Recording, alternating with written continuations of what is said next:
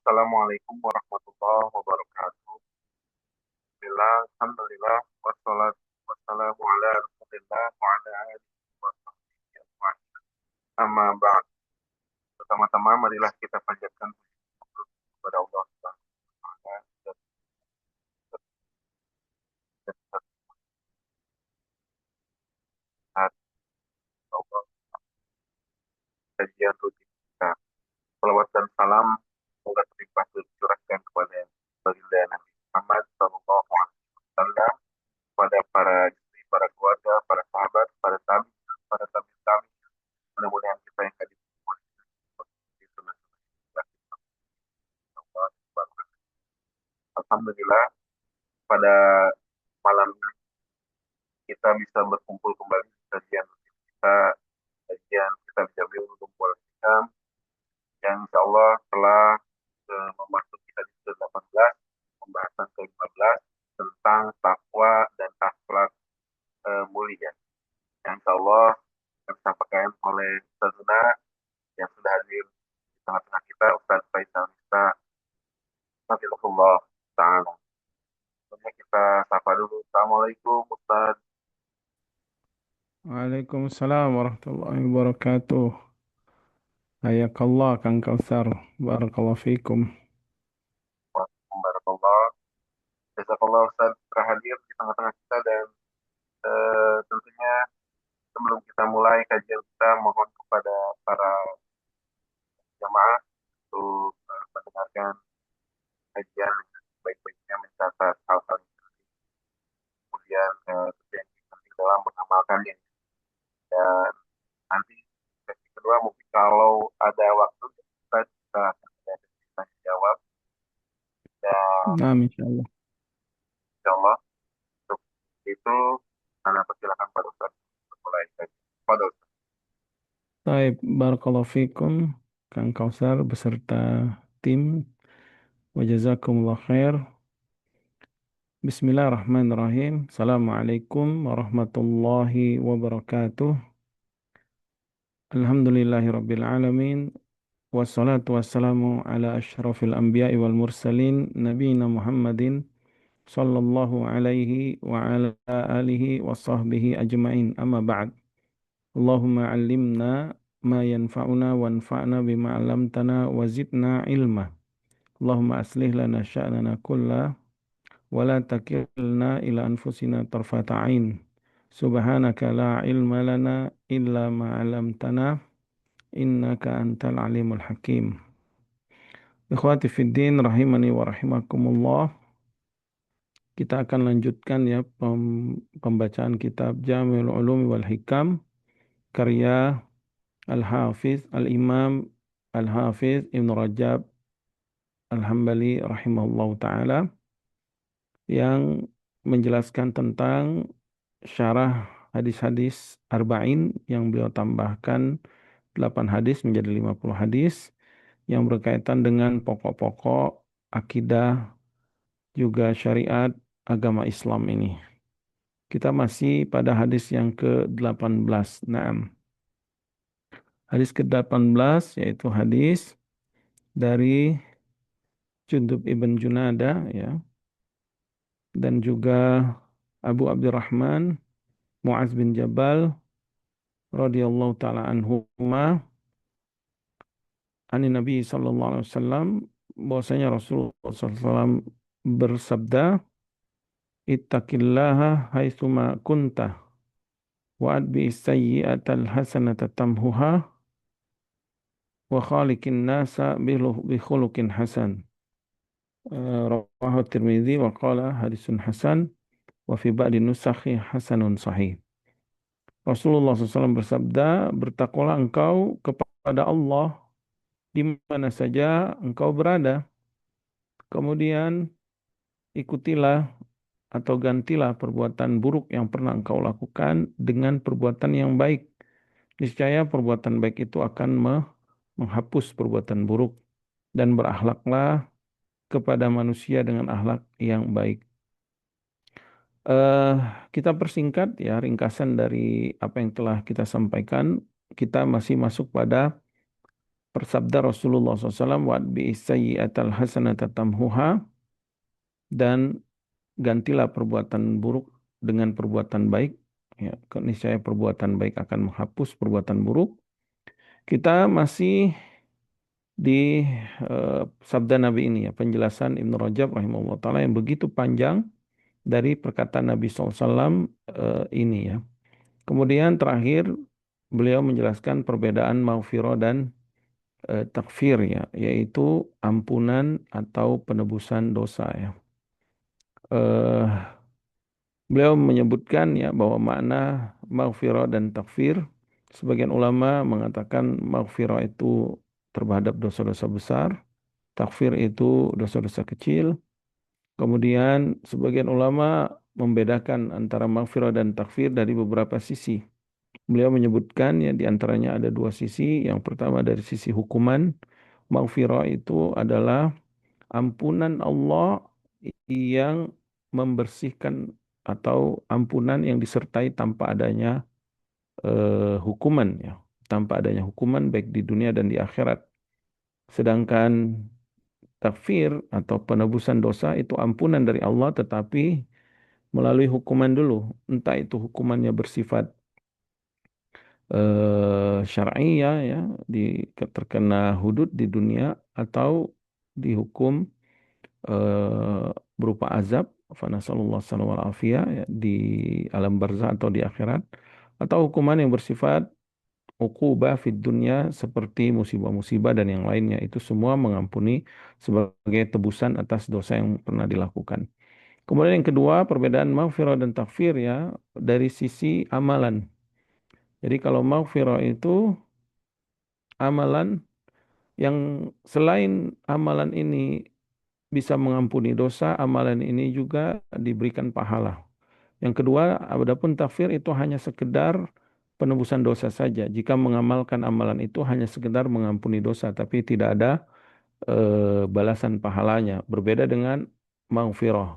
Nah, dari sisi tersebut yang disebutkan Ibnu Rajab rahimahullah taala terakhir yang kita sampaikan ya. Kemudian beliau memperinci tentang amalan yang memiliki dua keutamaan, yaitu amalan ini selain bisa mengampuni dosa, amalan ini juga bisa mengampuni, selain dia mengampuni dosa, amalan ini juga mendapatkan pahala dengan mengamalkannya. Beliau menyebutkan itu dengan dua sebab. Sebab yang pertama, amalan itu sendiri berpahala karena mentaati perintah Allah. Yang kedua, ketika mengamalkan amalan itu ada masyaqqah, ada kesulitan. Yang kesulitan ini menyebabkan dia diampuni dosa-dosanya. Seperti berwudu endal makarih di saat situasi yang tidak disukai. Seperti wudu di saat musim musim dingin ya, wudhu di musim dingin ini sangat tidak disukai. Tetapi ketika kita menyempurnakan wudhu, maka kita mendapatkan dua keutamaan. Pertama, diampuni dosa kita karena masyakohnya tadi. Yang kedua, karena kesulitan ya, karena kedinginan. Yang kedua, dapat pahala karena berwudhu. Wudhu itu adalah syariat, perintah Allah, amalan yang dicintai Allah. Naam, sampai di sana secara ringkas saja ya, yang kita bacakan pada pertemuan yang lalu. Taib selanjutnya qala mu'alif rahimahullahu taala, beliau berkata, wa amma maghfiratuz dzunub bi ba'dil a'mali ma'a tawfiri ajriha wa thawabiha faqad dalla alaihi al ahaditsus sahihah fi dzikri. Beliau menyebutkan adapun pengampunan dosa dari sebagian amalan yang dilakukan disertai dengan adanya pahala yang didapatkan, sungguh telah disebutkan hadis-hadis yang sahih seperti zikir ya. Nah, beliau ingin menyebutkan bahwa amalan yang memiliki keutamaan seperti zikir, zikir itu selain meninggikan derajat kita di sisi Allah, dapat pahala karena mentaati perintah Allah. Yang kedua, keutamaannya juga menghapusi kesalahan dan dosa-dosa kita. Kemudian beliau menyebutkan ada sedikit pembahasan di sini. Waqad qila, kata beliau, ada yang mengatakan inna tilka sayyi'at tuktabu hasanatu aidan. Kata beliau ada yang mengatakan bahwasanya kesalahan-kesalahan tersebut yang diampuni itu juga dicatat sebagai satu kebaikan. Artinya kalau kita diampuni, mendapatkan ampunan, maka ampunan ini berupa penebusan dosa ini juga itu diganti sebagai kebaikan yang Allah berikan kepada kita ya. Kama fi hadis Abi Malik Al-Asy'ari alladzi sabaqa dzikruhu, sebagaimana di dalam hadis Abu Malik Al-Asy'ari yang kita sebutkan sebelumnya. Kemudian beliau menyebutkan wa dzakarna aidon, kita sebutkan juga an ba'dis salaf, sebagian salaf ya berpendapat, maksudnya sebagian salaf berpendapat annahu yumha bi idza'is sayyi'atil wahidah eh dhifun wahidin min ad'afi thawabil hasanah wa tabqa lahu tis'u hasanat. Kata beliau, ada juga sebagian salaf yang mengatakan bahwa ketika satu kesalahan dosa kita diampuni, maka satu kesalahan ini akan dibalas oleh Allah ya. Berupa banyak dilipat gandakan seperti balasan satu kebaikan. Jadi ketika kita mendapatkan ampunan dari satu kesalahan kita, misalkan kita pernah melakukan satu dosa, kesalahan ya. Kemudian satu kesalahan ini ternyata diampuni Allah. Maka ada sebagian salaf yang berpendapat bahwa ketika diampuni Allah satu kesalahan ini, maka ampunan ini disebut sebagai hasanah, kebaikan juga.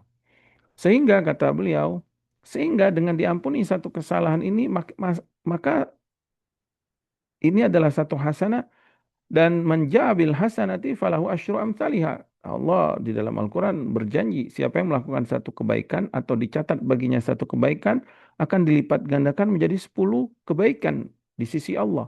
Artinya ketika kita diampuni Allah satu kesalahan dan satu kesalahan ini yang berupa ampunan dan ampunan ini ternyata dicatat sebagai hasanah dan hasanah ini dilipat gandakan menjadi 10 kebaikan sehingga 10 kebaikan ini dibalas oleh Allah dengan satunya ya, satunya itu sebagai kompensasi satu kesalahan tadi sehingga sisa baginya 9 kebaikan yang dicatat di sisinya ya. Wallahir, kemudian beliau menyebutkan dan pendapat ini secara lahir anna hadza mukhtasun bisaghair.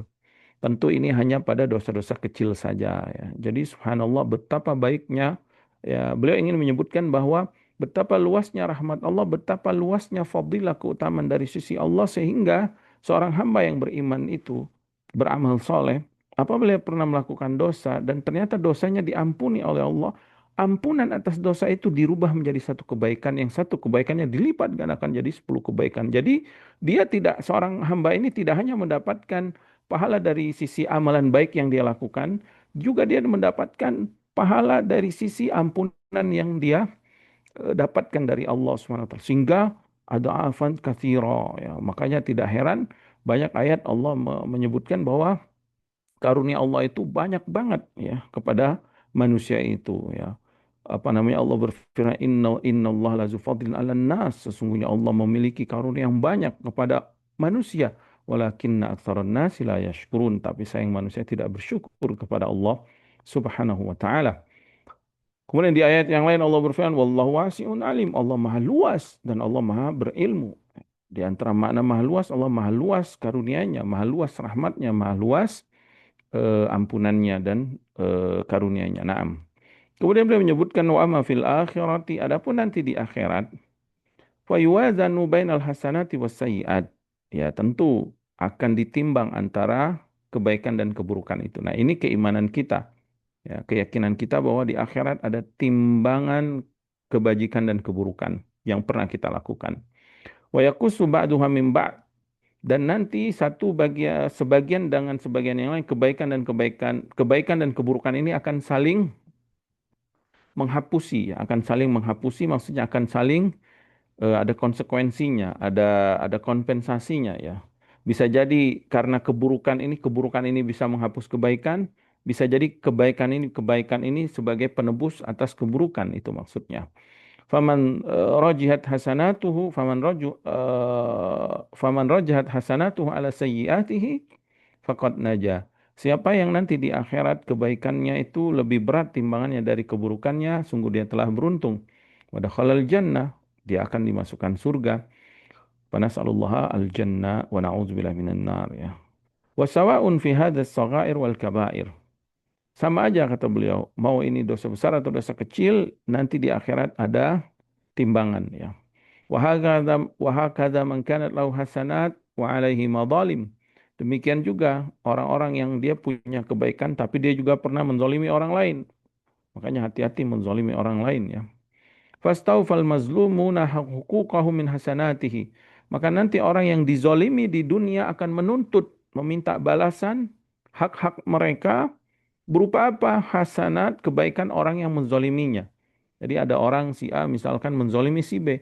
Maka nanti di akhirat si B akan menuntut kepada si A atas kezoliman yang pernah dia lakukan di dunia. Tetapi dia nggak bisa lagi membayar kezoliman itu dengan hartanya, dengan kekuasaannya, dengan yang lainnya. Dia akan bayar dengan kebaikan dia.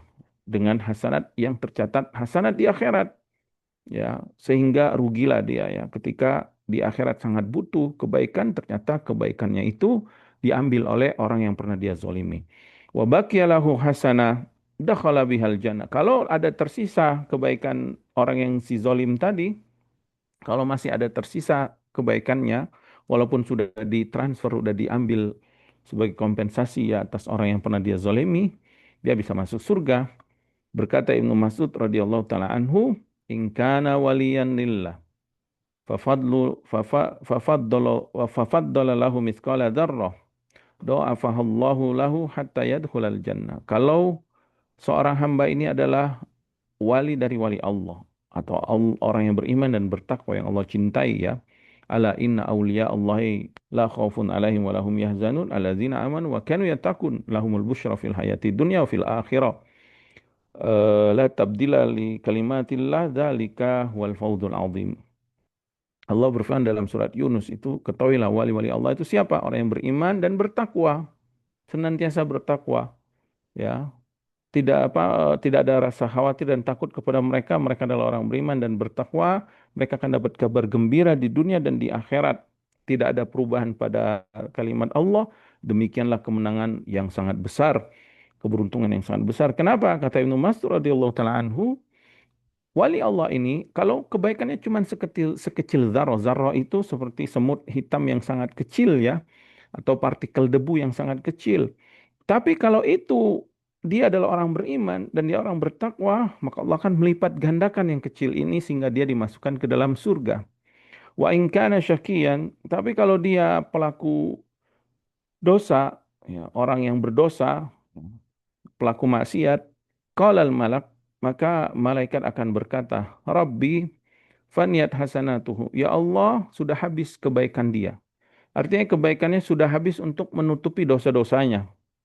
Wa baqiya lahu talibuna katsirun, tapi masih banyak orang-orang yang dulu pernah dia zalimi masih menuntut haknya kepada orang ini, padahal orang ini sudah bangkrut, sudah nggak ada kebaikan, sudah habis kebaikannya untuk menutupi dosa-dosanya.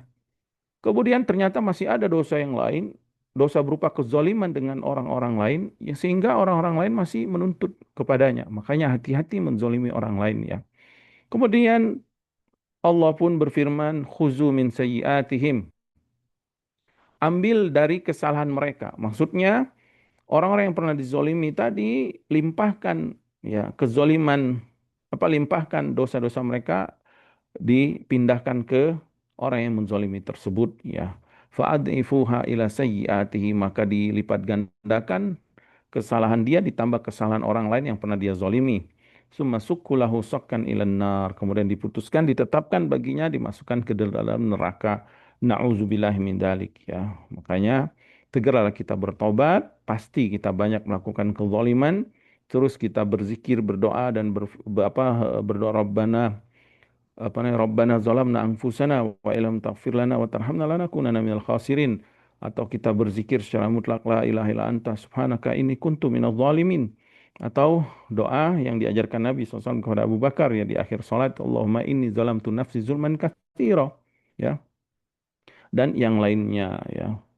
Taib. Kemudian wal muradu anna tafdila mithqali dzarra minal hasanat. Kemudian Ibnu Rajab rahimahullah taala menjelaskan yang dimaksud dengan fadilah, keutamaan dari Allah, dilipat gandakannya kebaikan yang sekecil zarrah tadi ya, sekecil semut yang kecil itu kebaikan. Allah lipat gandakan bagi orang-orang yang beriman. Itu bukan disebabkan amalan dia, tapi innama huwa bifadlillahi azza wa jalla. Jadi dilipat gandakan pahala atas amalan yang kecil, Allah lipat gandakan menjadi besar, itu murni karunia dari Allah Subhanahu wa taala. Limudha'afatihi li hasanatil mu'min wa barakatihi fiha. Karena Allah Subhanahu wa taala telah menjanjikan ya, dengan karunia-Nya akan melipat gandakan kebaikan orang-orang yang beriman dan Allah memberkahi orang-orang yang beriman ya. Wa hakadha halu man kanat lahu hasanatun wa sayyi'atun. Demikianlah keadaan orang yang dia memiliki dosa dan juga kebaikan. Jadi Ibnu Rajab rahimahullah ingin menjelaskan ya tentang karunia Allah, tentang fadlullah. Wa aradallahu rahmatahu. Maka ketika Allah Subhanahu wa taala ingin memberikan rahmat kepada hamba ini yang ada dosanya, ada kebaikannya juga, tapi dia orang beriman, faddalallahu min hasanati ma yudkhilhu bihil jannah. Maka Allah berikan karunia kepadanya dengan dilipat gandakan kebaikannya walaupun kecil. Sehingga dengan karunia Allah ini dia masuk surga. Ya. Wa kulluhu min fadlillahi wa rahmatihi. Sehingga dia masuk surga dengan sebab amalan yang kecil tadi. Itu karunia Allah, itu rahmat Allah. Allah ingin merahmatinya, Allah ingin berikan karunia kepadanya. Fa innahu la yadkhulu ahadunil jannah illa bifadlillahi wa rahmatihi. Karena kata beliau, tidak ada orang yang masuk surga itu melainkan karena karunia dan rahmat Allah Subhanahu wa taala. Sebagaimana hadis Abu Hurairah radhiyallahu taala anhu bahwasanya Rasulullah sallallahu alaihi wasallam pernah bersabda, "La yadkhulu ahadu minkum bi'amalihil jannah." Tidak ada salah seorang kalian yang bisa masuk surga karena amalnya. Kemudian kila wala anta ya Rasulullah. Kemudian ditanyakan, apakah engkau juga ya Rasulullah tidak masuk surga karena amalmu? Qala wala ana. Nabi SAW bersabda sebagai tawadhu kepada Allah, aku juga tidak dimasukkan surga karena amalku. Illa an yataghammadani Allahu birahmatin minhu wa fadlin. Melainkan kita semua dimasukkan surga, kata Nabi SAW, karena Allah meliputi rahmatnya dan karunia-Nya kepada kita, atau kepada orang yang masuk surga ya. Jadi maksudnya jangan pede dengan amal kita dan jangan takut, jangan putus asa juga dari dosa-dosa kita ya. Kemudian wa kharaja Abu Nuaim bi isnadin dhaif an Aliin marfu'an. Kemudian beliau meriwayatkan hadis dari Abu Nuaim tapi sanadnya lemah dari sahabat Ali bin Abi Thalib marfu, artinya hadis ini sampai kepada Rasulullah SAW tetapi lemah ya.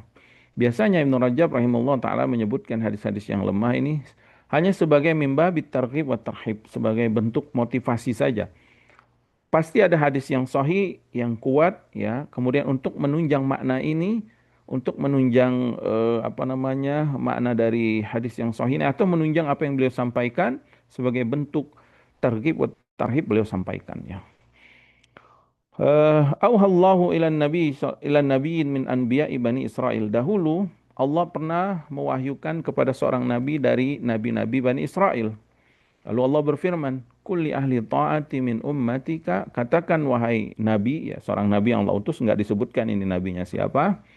Katakan kepada hamba-hambaku yang mentaatiku dari umatmu, la yattakilu ala amalihim. Kata Allah, jangan mereka pede dengan amal-amal mereka. Maksudnya jangan bersandar masuk surga itu dengan amalan dia. Jangan pede dengan amalan kita. Kenapa? Allah berfirman, fa inilah uqasu 'abdan al-hisaba yaumal qiyamah asya'u an u'adzibahu illa adzabtu. Karena tidaklah aku apabila menghisap seorang hamba pada hari kiamat dengan hisap yang terperinci. Jadi kalau seandainya Allah memperhitungkan amal kita dengan terperinci ini, asya'u an u'adzibahu, pasti aku akan mengazab dia. Aku kehendaki aku akan mengazab dia. Maksudnya apa? Kalau Allah hisab kita dengan hisab yang terperinci, pasti kita diazab. Kenapa? Pasti secara terperinci yang paling banyak adalah dosa-dosa kita ya. Illa azabtuhu, kata Allah, melainkan aku akan mengazabnya. Kemudian, wa kulli ahli maksiyati min ummatik, katakan kepada ahli maksiat dari umatmu, ya, orang yang pelaku dosa, la yulku bi aidihim, jangan mereka melemparkan tangannya kepada kebinasan, maksudnya jangan putus asa. Fa inni aghfiru dzanbal 'azima wala ubali, karena aku mengampuni dosa bahkan dosa yang besar sekalipun aku nggak peduli dengan dosa besar itu. Kalau mereka tidak putus asa dan memohon ampunan kepada Allah Subhanahu wa taala tentunya ya. Mohon rahmat dan ampunan kepada Allah Subhanahu wa taala. Nah, maka hadis ini walaupun lemah, maka ini beliau ingin menyebutkan bahwa kita semua ini masuk surga itu karena rahmat Allah. Maka jangan putus asa dari rahmat Allah. Dan kita jangan pernah pede dengan amalan kita. Walaupun kita banyak kebaikan, jangan pernah merasa pede, merasa tenang, merasa aman. Nah, saya kan udah banyak amal sehingga kita tidak ada lagi sifat roja, tidak ada lagi sifat khauf kepada Allah atau tidak ada lagi sifat roja ya harapan kepada Allah sehingga kita merasa tenang, merasa cukup, tidak butuh kepada Allah dan ini bahaya ya. Sifat orang merasa butuh ini tidak merasa butuh kepada Allah akan timbul dalam dirinya ujub, kemudian akan masuk ke dalamnya sifat istikbar ya, sifat sombong, fana'udzubillahi min dzalik dan meremehkan orang lain. Dan begitu juga jangan sampai kita putus asa dengan banyaknya dosa. Kenapa? Ini akan menyebabkan kita putus asa dari rahmat Allah. Sehingga kita pun tidak peduli lagi dengan larangan-larangan. Ah, saya mah sudah banyak dosa, akhirnya sudah dihantam semua. Sehingga dia putus asa dari rahmat Allah dan tidak ada lagi harapan di dalam hatinya. Ya, yang tadi tidak ada rasa takut lagi kepada Allah Subhanahu wa taala dalam hatinya fa nauzubillahi min dzalik ya. Wa misdaqu hadza qaulun Nabi SAW dan dalil ini beliau ingin menguatkan ya bahwa dalil yang disebutkan ini walaupun lemah ini membenarkan sabda Rasulullah SAW yang dikeluarkan oleh Imam Bukhari, Imam Muslim, Imam Ahmad dan yang lainnya dalam hadis yang sahih Nabi SAW bersabda man nuqisha al-hisaba uzziba wa fi riwayatin halaka. Barang siapa yang dihisap oleh Allah pada hari kiamat dengan hisapan yang terperinci, pasti Allah akan azab dia. Dalam riwayat lain dia akan celaka. Baik, beliau ingin menjelaskan di sini bahwa kita itu di akhirat ditimbang amalannya nanti kebaikan dan keburukan. Dan kalau dia orang beriman, wali Allah, orang yang bertakwa, yang bagus ibadahnya, khusyuk ibadahnya, yang memiliki rasa cinta kepada Allah, rasa takut, rasa khawaf, rasa roja, rasa harap yang besar hanya kepada Allah, maka walaupun kecil amalan dia, sebesar zarrah misalkan, dia misalkan nggak punya banyak harta, hartanya sedikit, bahkan mungkin untuk kebutuhan nafkah dia sehari-hari, sebulan aja nggak cukup dia, tetapi dia masih bisa bersedekah.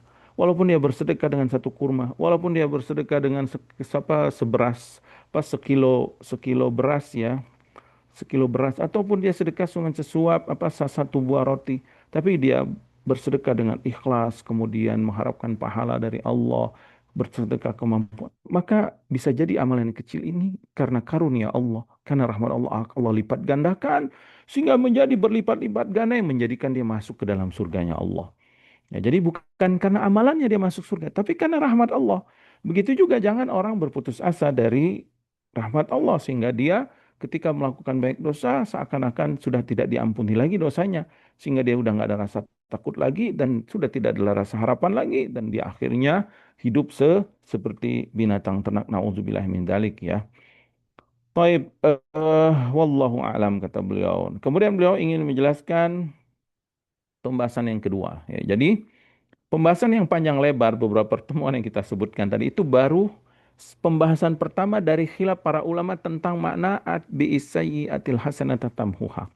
Dan ikutilah perbuatan buruk dengan perbuatan baik akan menghapusnya. Beliau sebutkan kan ada dua masalah penting. Maksudnya ada dua permasalahan pada pembahasan ini yang para ulama khilaf tentangnya. Yang pertama yang sudah kita sebutkan, masih ingat nggak tuh pembahasan yang pertama? Coba saya mau tes nih. Murojaah nih jamaah masih ingat nggak pembahasan pertama yang disebutkan Ibnu Rajab tentang apa khilafnya para ulama? Hmm, ada yang bisa jawab?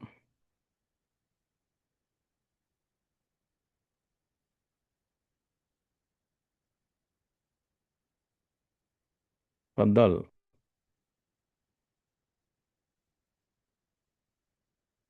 Nah, fadal Pak Trimizi.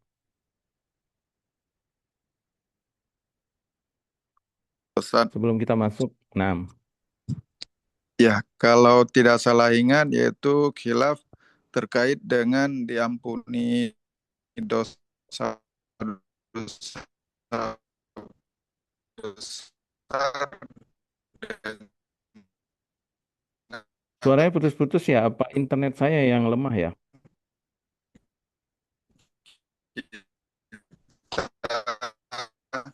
melakukan uh, uh, diam- pekerjaan apa namanya pekerjaan-pekerjaan wajib seperti misalnya sholat, puasa, haji seperti itu Pak Ustadz. Kalau mungkin itu yang saya ingat Pak Ustadz. Naam barakallahu fikum, jazakumullah khair. Naam Pak Tirmizi, barakallahu fikum. Saya dapat poinnya di akhir tadi, cuman di awal-awal tadi agak putus-putus internetnya mungkin atau jaringan saya. Kalau kalau penjelasan saya dari tadi gimana ya? Putus-putus nggak? Coba jawab, boleh jawab di chat ya. Putus-putus nggak penjelasan saya? Karena saya dengar tadi putus-putus dari Pak Tirmizi. Ya, nah lancar, Ustaz. Baik, alhamdulillah. Nah, pembahasan yang pertama itu khilaf para ulama tentang apakah yang diampuni dosa atas amalan-amalan soleh itu semua dosa atau hanya dosa kecil saja? Maka para ulama khilaf kan bahwa yang diampuni dari amalan. Jadi kalau kita melakukan amalan soleh ini seperti sholat, haji, puasa, kan Allah berfirman, "In tajtanibu kaba'ira ma tunhauna anhu nukaffir ankum sayyi'atikum wa nudkhilukum mudkhalan karima." Kalau kalian jauhi dosa-dosa besar, maka Allah akan ampuni dosa-dosa kalian atau Allah ampuni kesalahan-kesalahan kalian. Para ulama khilaf apakah yang dimaksud eh, dari ayat itu atau hadis ini ya, wa atbi'us sayyi'atal hasanata tamhuha. Di sini ada sayyi'at, ada hasanah. Apakah hasanat yang kita lakukan ya, perbuatan baik seperti sholat, zakat, haji, puasa dan yang lainnya itu menghapusi kesalahan-kesalahan, semua kesalahan dosa dan apa besar dan kecil atau hanya kecil saja. Maka Ibnu Rajab rahimahullah taala kan menyebutkan bahwa itu hanya dosa kecil saja pun dosa besar tetap harus bertobat dengan perincian-perincian yang beliau sebutkan sebelumnya. Nah, sekarang beliau ingin menjelaskan masalah tsaniyah. Masalah tsaniyah kata beliau, anna saghair hal tajibu taubatu minha kal kabairi amla. Beliau ingin menjelaskan kalau pendapat yang pertama tadi bahwa dosa besar wajib bertobat, sekarang masuk dosa kecil. Apakah dosa kecil juga harus bertobat atau tidak? Ya. Apakah supaya diampuni dosa-dosa kecil kita itu, ya, apakah harus bertobat atau tidak? Kenapa? Kata beliau li'annaha taqa'u mukaffirat bil kabair. Karena pada dosa-dosa kecil ini ada mukafirnya, ada mukafirah. Mukafir itu ada petebusannya gitu, dengan menjauhi dosa besar. Maka sebagai penebus atas kesalahan-kesalahan kecil ya. Sebagai yang firman Allah, in tajtanibu kaba'ira ma tunhauna anhu nukaffir ankum sayyi'atikum wa nudkhilkum mudkhalan karima An-Nisa ayat 31. Kemudian beliau menyebutkan hadza mimma ikhtilafan nasu fihi. Permasalahan inilah yang para ulama berbeda pendapat. Ya, jadi beliau ingin menjelaskan masalah ini ya. Apakah dosa kecil harus tobat atau enggak? Itu intinya. Kemudian beliau mengatakan faminhum di antara mereka, di antara para ulama maksudnya, man aujabat taubat minha. Ada yang mewajibkan harus taubat. Walaupun dosa kecil tetap dia harus taubat.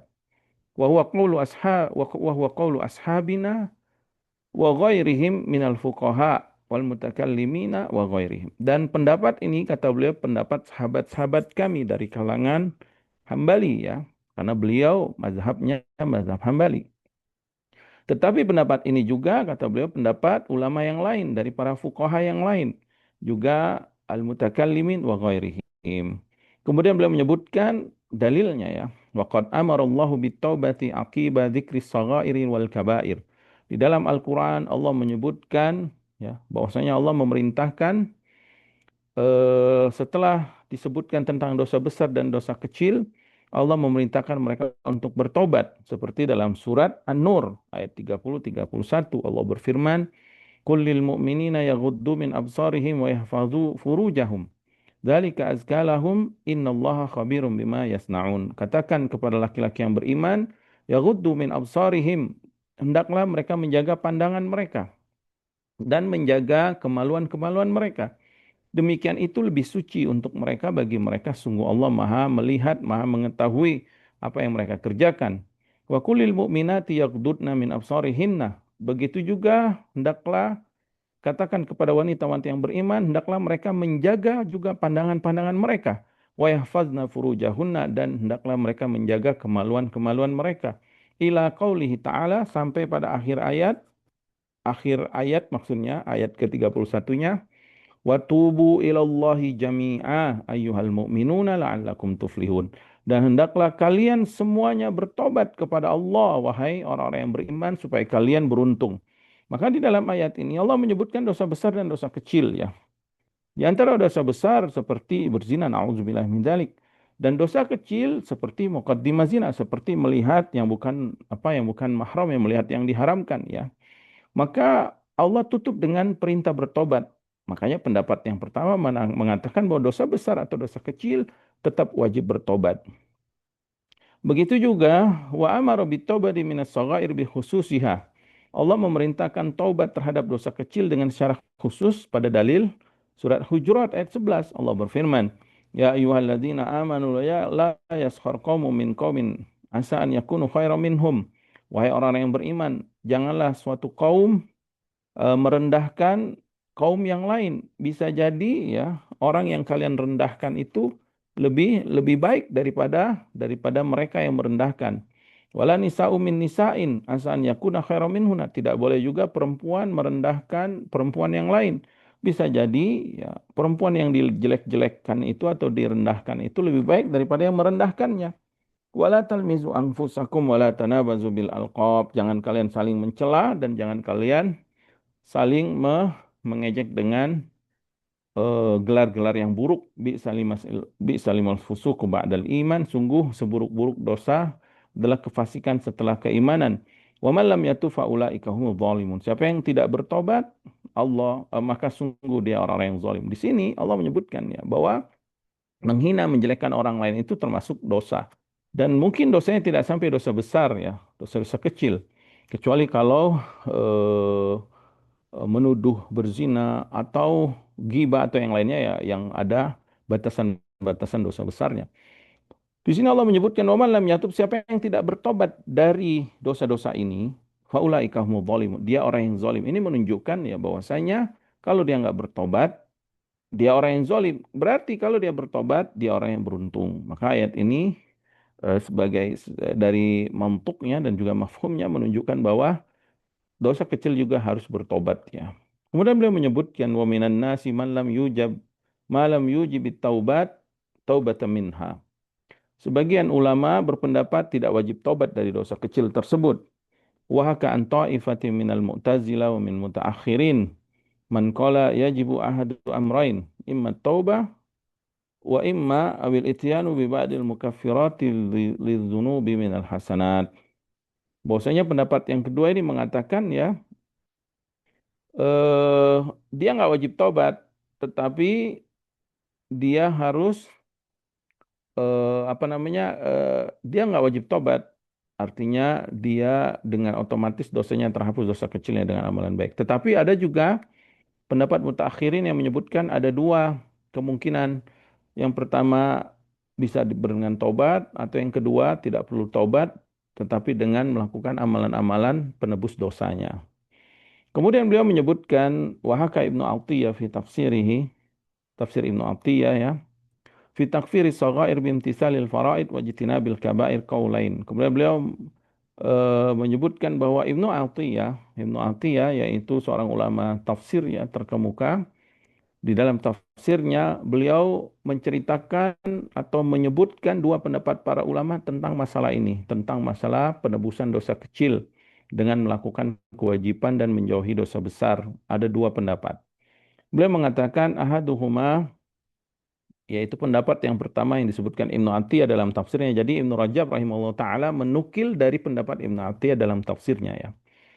Pendapat yang pertama, hakahu an jama'ati minal fuqaha wa ahlil hadis. Pendapat ini diceritakan atau diriwayatkan oleh sebagian besar para ahli fikih, para fuqaha dan ahli hadis.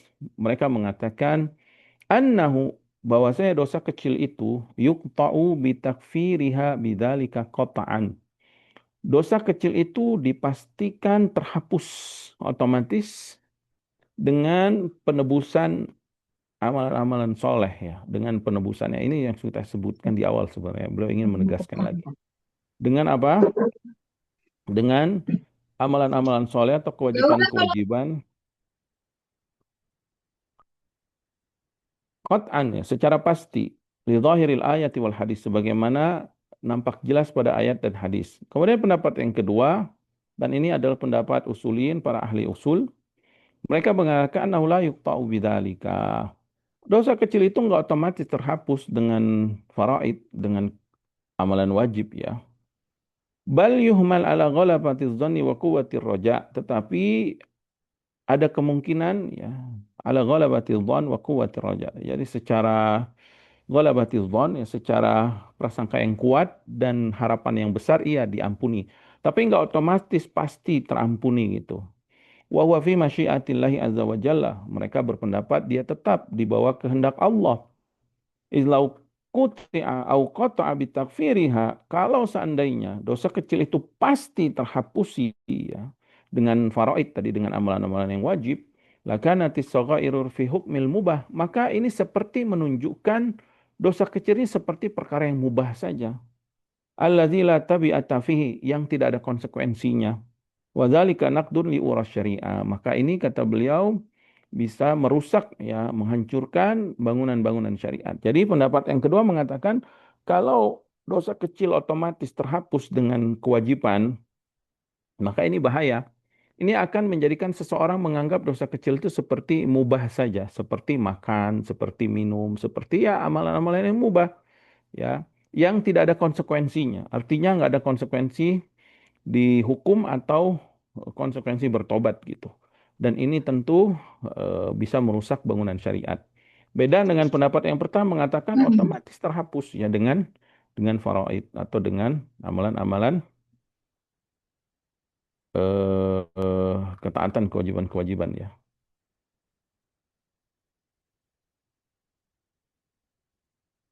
Taib. Kemudian kultu, aku mengatakan kata Ibnu Rajab rahimahullah taala, qad yuqalu la yuqta bi takfiriha. Memang terkadang bisa dikatakan kata beliau dosa kecil itu tidak otomatis dihapus ya secara pasti. Lianna ahaditsa at-takfiril mutlaqah mutal mutlaqah bil amali ja'at muqayyada bi tahsinil amal.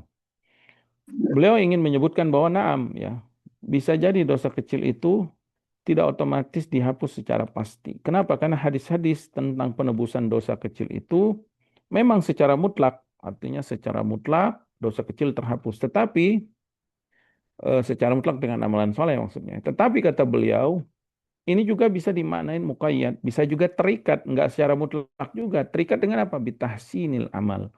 Jadi maksudnya gini, memang dosa kecil ini bisa otomatis terhapus dengan sholat kita. Kita kalau sholat 5 waktu, otomatis dalil menunjukkan otomatis dosa kecil kita dihapus. Menjauhi dosa-dosa besar, otomatis dosa kecil kita dihapus. Tetapi kata beliau, mutlak ini juga bisa dibawa kepada muqayyad. Muqayyad itu maksudnya dia terikat. Terikat dengan apa? Dengan amalan yang dilakukan ini.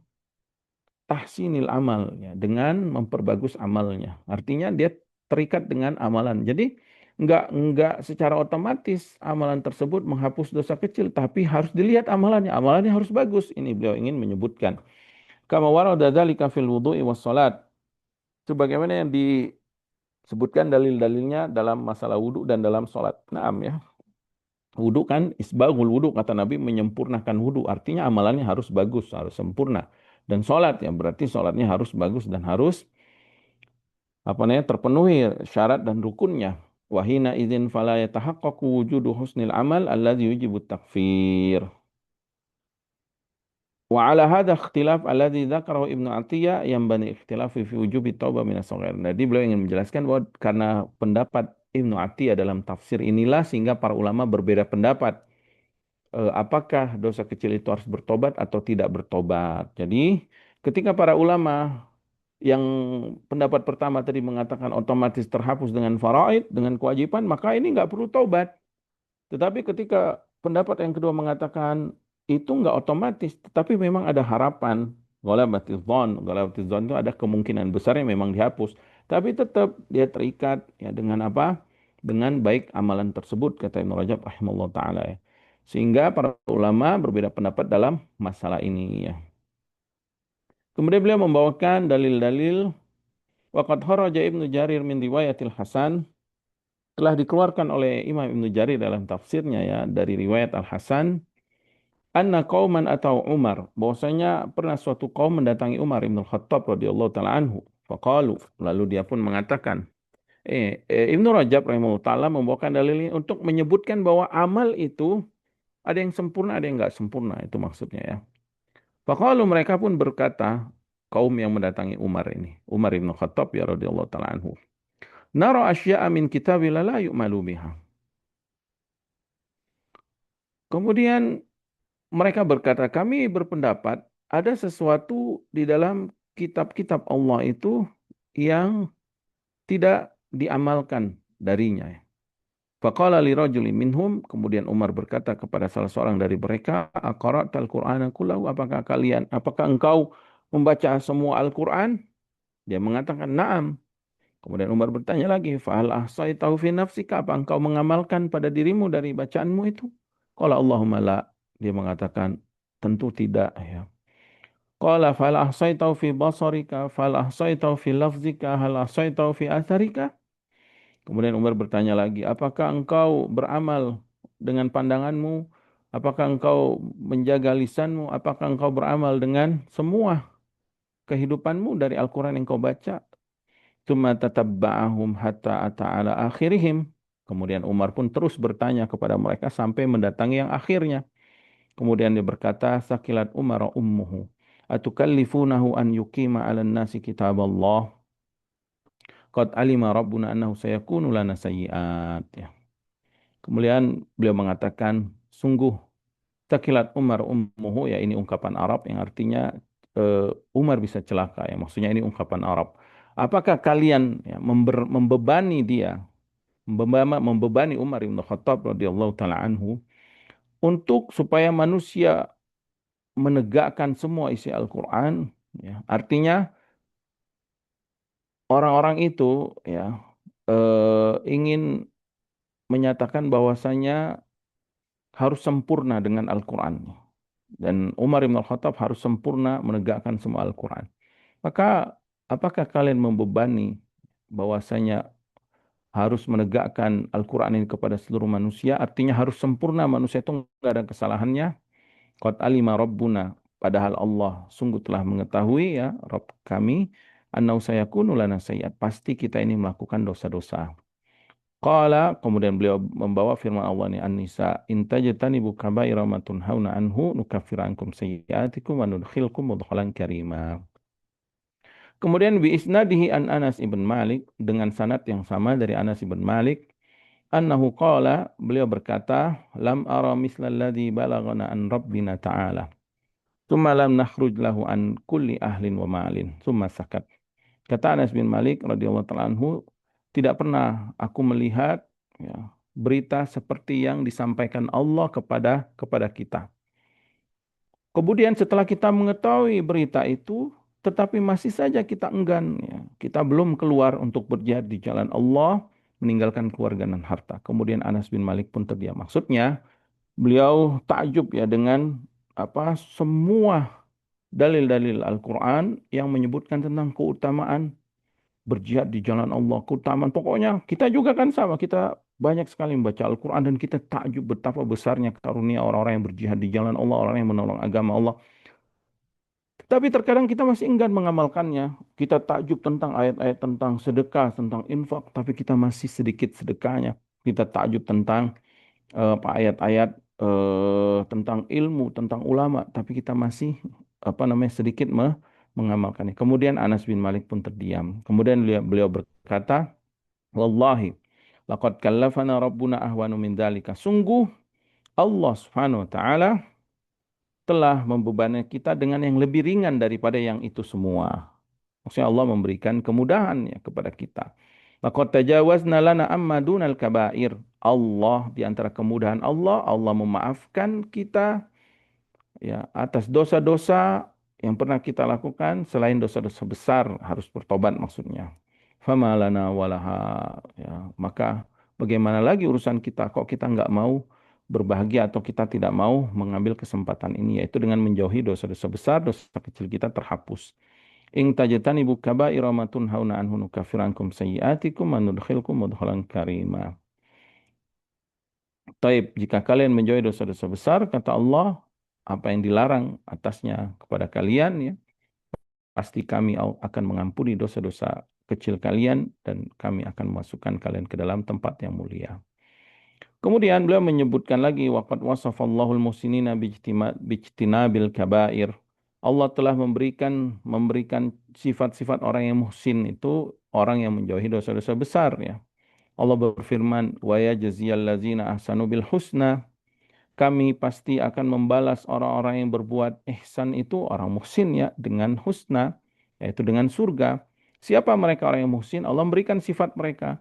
Allazina yajtanibuna kabairal ismi wal fawahisha illal lamam inna rabbaka wasi'ul maghfirah. Surah An-Najm 31-32. Mereka orang yang muhsin, orang yang menjauhi dosa-dosa besar, menjauhi perbuatan-perbuatan keji, kecuali lamam, kecuali kesalahan-kesalahan kecil, ya. Nanti akan ditafsirkan apa makna lamam di sini. Inna rabbaka wasi'ul maghfirah. Sesungguhnya Rabb kalian maha luas ampunannya. Kemudian wa fi tafsiril lamam qaulani lis-salaf. Makna dari al-lamam, kesalahan-kesalahan ini, kesalahan-kesalahan yang sedikit ini, ya, ditafsirkan oleh para salaf. Ahaduhuma, makna lamam yang pertama, annahu muqaddimatul fawahish kalamsi wal qublah.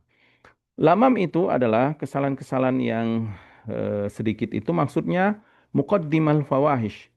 Muqaddimah fawahish itu pendahuluan dosa besar berupa menyentuh, ya, meraba, itu seperti meraba atau mencium.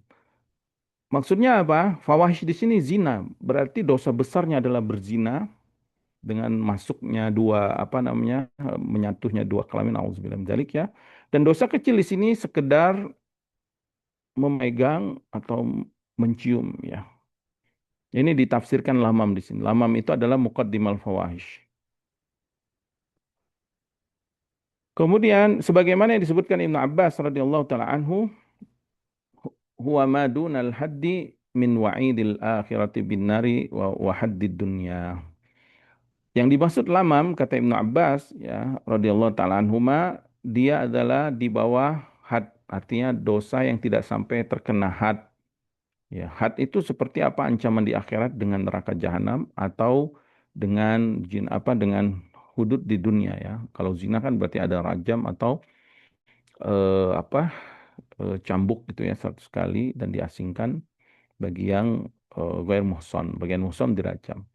Nah, kalau tidak sampai batas zina itu maka tidak dihukum had, maksudnya itu bukan dosa besar. Jadi lamam di sini maknanya adalah muqaddimal fawahish, yaitu hanya di bawah dosa besar gitu derajatnya. Pendapat yang kedua, lamam dalam ayat itu, kesalahan yang sedikit, maksud ayat itu adalah al-imamu bisyai'in minal fawahish wal kabair marratan wahida. Yaitu kesalahan di dalam dosa-dosa besar yang pernah dia lakukan dalam hidupnya dengan sekali, ya. Artinya lamam di sini dosa besar juga, tapi dia tidak sering melakukannya, dia pernah tergelincir sekali. Summa yatubu minhu. Kemudian dia bertobat dari dosa tersebut. Diriwayatkan dari Ibnu Abbas, dari Abu Hurairah, dan diriwayatkan juga secara marfu bisyakki fi raf'ihi, tetapi perawi ragu tentang derajat marfu'nya, ya, atau sampai kepada Rasulullah SAW. Beliau berkata, al-lammatu minaz zina summa yatubu fala ya'ud. Yang dimaksud dengan lama, kesalahan dosa besar yang pernah dia lakukan berupa zina sekali, kemudian dia bertobat dan tidak mengulanginya lagi. Wallamadu min syurbil khamri tsumma yatubu fala ya'ud. Dosa besar dia pernah minum khamr sekali, kemudian dia bertobat tidak mengulanginya lagi. Wallamadu minas sariqah tsumma yatubu fala ya'ud. Begitu juga dosa besar berupa pencurian yang pernah dia lakukan, kemudian dia bertobat dan dia tidak melakukannya lagi. Diriwayatkan At-Tabari dalam tafsirnya. Baik, di sini jadi, ya, surat tadi, ya, surat apa? Surat An-Najm ini ayat 332. Orang yang muhsinin itu Allah sifatkan ternyata dia juga pernah jatuh ke dalam kesalahan. Allazina yajtanibuna kabairal ismi wal fawahish. Walaupun Allah menyebutkan mereka yang menjauhi dosa besar dan fawahish, illa lamam, kecuali dia pernah jatuh ke dalam lamam. Lamam di sini ada dua makna. Yang pertama maksudnya dosa ringan ya di bawah dosa besar, atau yang kedua maksudnya adalah dia dosa besar tapi dia tergelincir satu kali dalam kehidupannya ya. Wa man fassara al-ayat bihadza qala la budda an yatuba minhu bi khilafi man fassara bil muqaddimat fa innahu lam yashtarit taubatan. Jadi dari ayat ini kata beliau, siapa yang menafsirkan ayat ya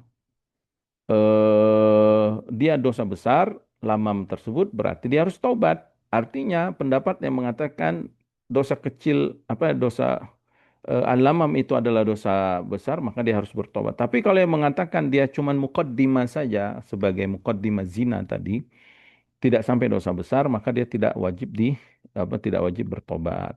Kemudian beliau menyebutkan wa dhahir anal qaulaini sahihain, yang benar kata beliau apa secara nampak ya bahwasanya dua pendapat di atas itu benar. Ya, jadi kalau lamam itu diartikan dosa kecil itu benar, lamam diartikan dosa besar tapi pernah dilakukan sekali itu juga benar ya. Wa anna kilaihima muradun minal ayat wa hina idzin fal muhsin, karena dua ayat tadi itu memang maksudnya seperti itu. Maka dengan itu kata beliau orang yang muhsin itu bisa dikatakan huwa man la ya'ti bi kabiratin illa nadiran summa yatubu minha. Orang yang muhsin adalah orang yang tidak pernah melakukan dosa besar kecuali pernah dia jatuh sedikit ya atau pernah jatuh sekali kemudian dia bertobat darinya. Wa man idza ata bi saghiratin kanat maghmuratan fi hasanatihi mukaffiratin laha. Dan juga orang yang muhsin itu adalah orang yang pernah melakukan dosa kecil, tapi dosa kecilnya itu tertutupi dengan kebaikan-kebaikannya. Wala budda an la yakuna musiran alaiha, dan juga disyaratkan orang yang muhsin tadi yang tidak terus-menerus melakukan dosa kecil tersebut sebagaimana firman Allah dalam surah Al-Imran ayat 135, walam yusirru ala ma fa'alu wa hum ya'lamun, dan mereka tidak mengulangi dosa-dosa atau pekerjaan yang dulu pernah mereka lakukan padahal mereka mengetahuinya. Diriwayatkan dari Ibnu Abbas radhiyallahu taala anhuma, dia pernah berkata, la saghirata ma'al israr wala kabirata ma'al istighfar. Tidak ada dosa kecil kalau terus-menerus dilakukan dan tidak ada dosa besar kalau dia memohon ampun kepada Allah Subhanahu wa taala. Wa idza saratis saghair ka kabair bil mudawamati 'alaiha fala budda lil muhsinina min ijtinabil mudawamati 'ala saghair hatta yakunu mujtanibina li kabairil ismi wal fahwaish. Kalau dosa kecil tadi terus dilakukan menjadi dosa besar, maka wajib bagi orang yang muhsin ini ya hendaklah dia menjauhi semua dosa-dosa kecil ya, menjauhi perbuatan berupa apa tadi? Mudawama ala saghair. Terus menerus melakukan dosa kecil itu harus dijauhi, harus ditinggalkan. Hatta yakunu mujtanibina li kabairil ismi wal fahish. Sehingga dia dijadikan orang yang Allah sifatkan, orang yang menjauhi dosa-dosa besar dan fawahish. Jadi beliau ingin menyatakan kalau kamu mau jadi orang yang muhsin di dunia ini, walaupun kamu pernah melakukan dosa kecil, walaupun dosa kecil itu otomatis dia terhapus dengan perbuatan baik, maka wajib kalau engkau mau disebut Allah sebagai muhsin, jauhi dosa kecil itu dan jangan terus-menerus melakukannya. Walaupun pernah sekali, dua kali, mungkin segera tinggalkan. Itu maksudnya ya. Sebagaimana Allah berfirman, wa ma indallahi khairun wa abqa lil ladzina amanu wa ala rabbihim yatawakkalun, dan apa yang di sisi Allah lebih baik dan lebih kekal untuk orang-orang yang beriman dan orang-orang yang bertawakal kepada Rabbnya. Walladzina yajtanibuna kaba'iral ismi wal fawahish, begitu juga orang-orang yang menjauhi dosa-dosa besar dan perbuatan keji. Wa idza ma ghadibuhum yaghfirun, apabila mereka marah mereka mengampuni.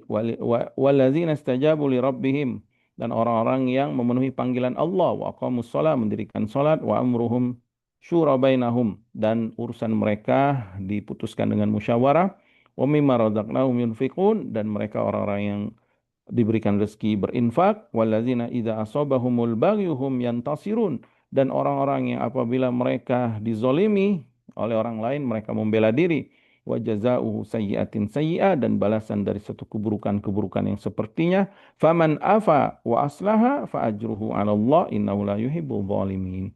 Dan siapa yang memaafkan dan berdamai, berbuat baik ya, maka pahalanya di sisi Allah. Sesungguhnya Allah tidak menyukai orang-orang yang berbuat zalim.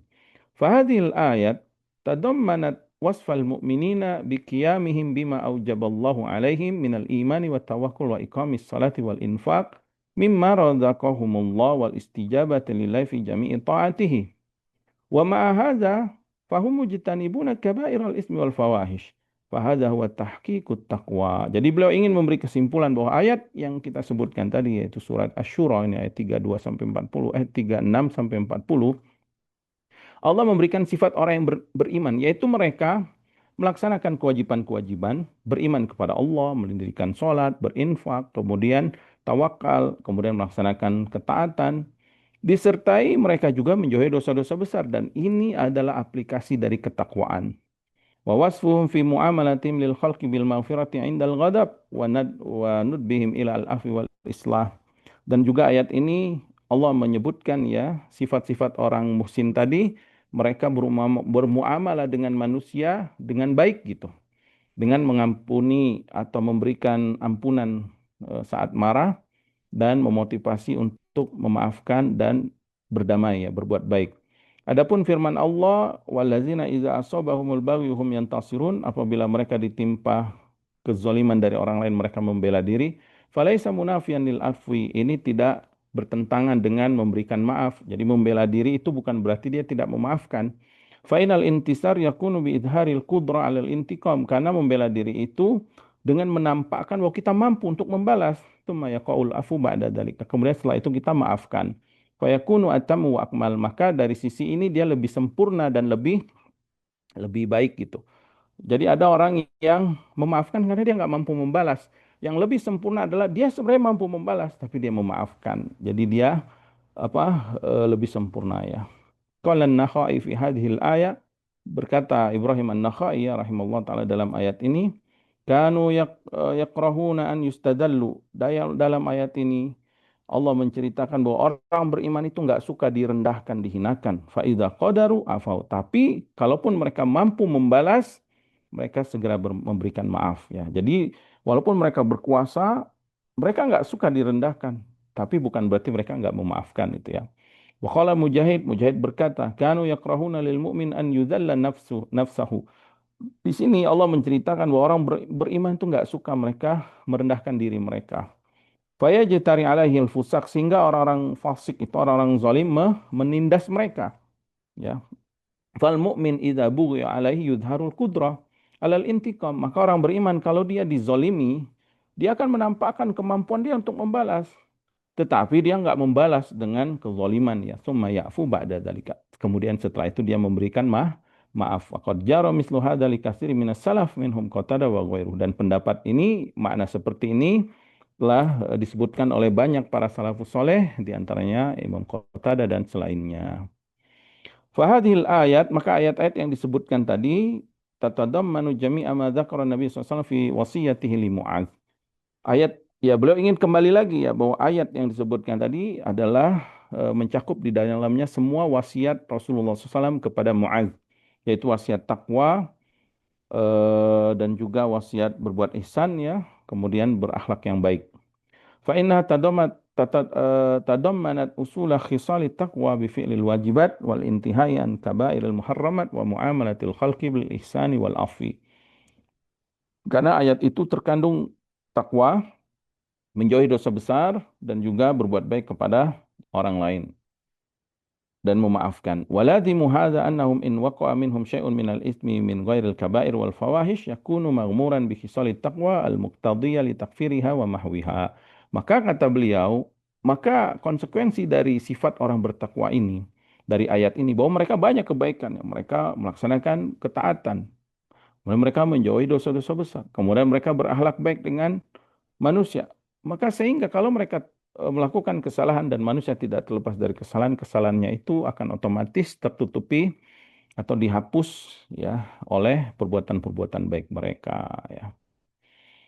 Wa amma al-ayatul lati fi suratil Al-Imran, adapun ayat dalam surah Al-Imran tentang ketakwaan ya, surat Al-Imran ya, ayat 133 dan seterusnya. Fawasafa fiha al-muttaqin bil ihsani ilal khalqi bil istighfari wa bil istighfari min al-fawahishi wa dzulmin nafsi wa adamil israri ala dzalika wa hadha wal akmal. Adapun surah Al-Imran ini beliau ingin menunjukkan ini adalah sifat yang lebih sempurna lagi. Ini lebih sempurna lagi. Kenapa? Karena Allah menyebutkan sifat orang bertakwa dengan berbuat baik, dengan memohon ampun dari dosa-dosa besar dan dosa-dosa kecil, dengan meninggalkan dosa-dosa tersebut ya, tidak terus-menerus melakukannya. Dan ini lebih sempurna wa huwa ihdatsut taubah, karena di dalam ayat itu ada taubat ya. Wal istighfar akiba kulli dzambi minadz dzunubi saghiran kana au kabiran. Karena di dalam ayat itu ada istighfar dan ada taubat dari akhir semua perbuatan yang pernah dia lakukan, baik dosa besar atau dosa kecil. Kama ruya anna Rasulullah SAW wasabidzalika mu'adan wa qad dzakarna fi masabaq. Sebagaimana diriwayatkan Rasulullah SAW pernah mewasiatkan ini kepada Muaz bin Jabbar radhiyallahu taala anhu.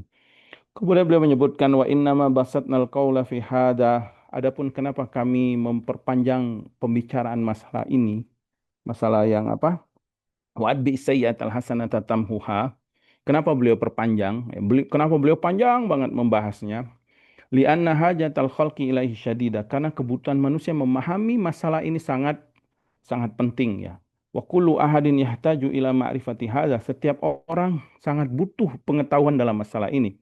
Suma ilal amali bi muqtadaha. Kan kemudian setelah mereka memahami perincian masalah kebaikan dan keburukan, dosa besar, dosa kecil, kemudian diampuni, timbangan akhirat dan seterusnya yang beliau sebutkan panjang lebar, mudah-mudahan kita bisa mengamalkannya dan lebih berhati-hati lagi kelak di sisa hidup kita. Itu maksudnya wallahul muwafiq wal mu'in. Hanya Allah yang memberikan taufik dan yang bisa memberikan pertolongan kepada kita.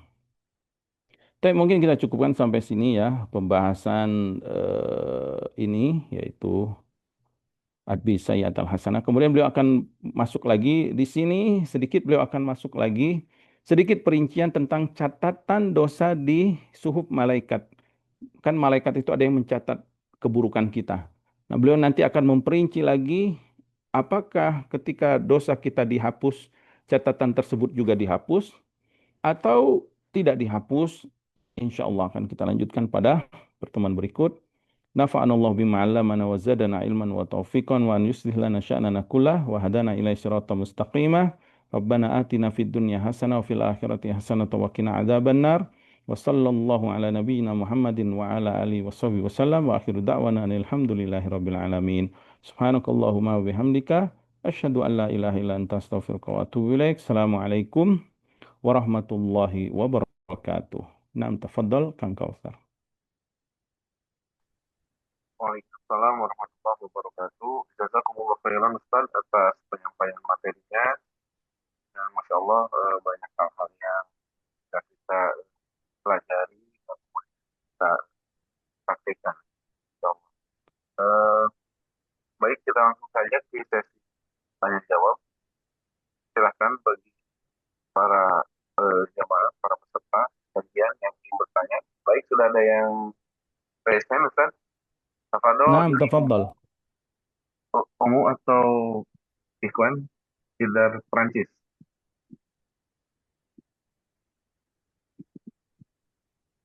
Halo, silakan langsung. Ya, saya ingin bertanya, apakah untuk bertobat itu cukup misalnya dengan kita membaca zikir pagi sebanyak 100 kali gitu, astagfirullah wa atubu ilahi itu, apakah itu cukup sebagai untuk bertobat misalnya untuk ya sambil menyesali dan berjanji dengan tidak berusaha untuk tidak mengulangi. Apakah itu cukup atau kita harus melaksanakan salat tobat, Ustaz? Begitu, Ustaz. Terima kasih. Naam, barakallahu fikum. Taubat itu seperti amalan-amalan yang lainnya, ada syaratnya, ada rukunnya. Kemudian yang kita sebutkan dahulu ya, kurang lebih ada 3 rukun utama. Yang pertama berhenti dari dosa. Jadi taubat itu bukan cuman amalan lisan atau amalan istighfar, tapi ada amalan hati, amalan lisan dan amalan perbuatan. Bagaimana caranya berhenti? ya, disertai dengan penyesalan, kedua dengan penyesalan, ya. Kemudian setelah itu berazam di dalam hati tidak akan mengulangi lagi. Nah, kemudian lisannya ya dia beristighfar, dia memohon ampun, dia memperbanyak istighfar, ya.